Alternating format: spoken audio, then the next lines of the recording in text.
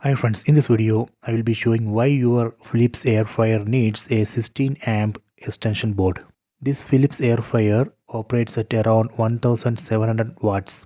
A standard 6 amp extension boards are not built for that load. They can overheat, melt or even cause a short circuit. Here you can see in this code they have clearly mentioned it required 16 amp socket.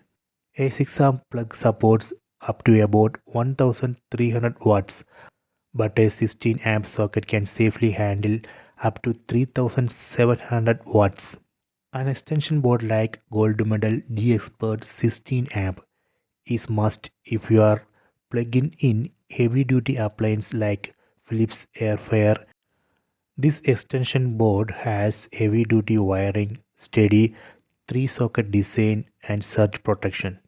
So please don't risk with a regular 6 amp board. Get a trusted 16 amp extension like Gold Medal G Expert. I hope you have enjoyed this video. Please subscribe this channel. Please like and share the video.